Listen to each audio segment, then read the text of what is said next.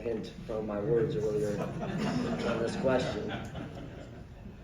Listen, I got these figures from Pearl Hauk, who's our GC, and we're tracking on what our schools are doing in RevShare. And I would say two things. I'm going to answer your question.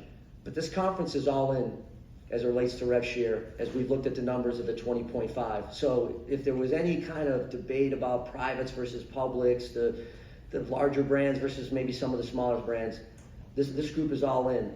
To the testament of, we have added 854.14 in new scholarships. You think about that. 457 on the women's side, okay?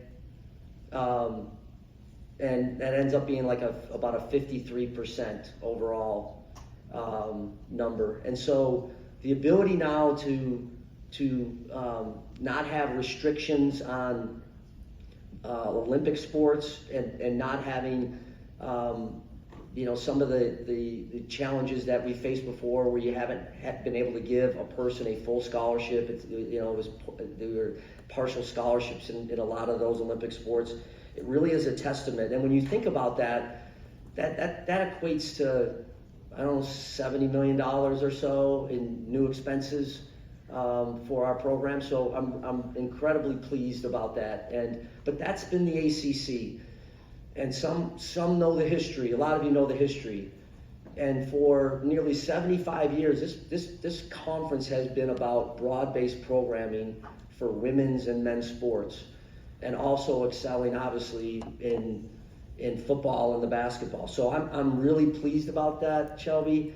And I think it's a testament to our presidents and our athletic directors, because these are individual campus decisions. So my hat's off to all of our leaders across our 18 schools.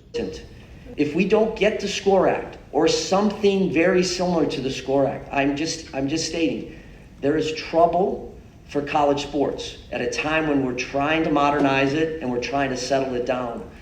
And so we need to continue to push forward on that. At the end of the day, we've talked in here before about, it's disappointing that we've had to go to Washington, D.C. to help us, because we've been, and I take responsibility, we've been off stray in some of our decisions in the past, and it's tough now to have to go to D.C. to get some of those things done, but that's where we find ourselves.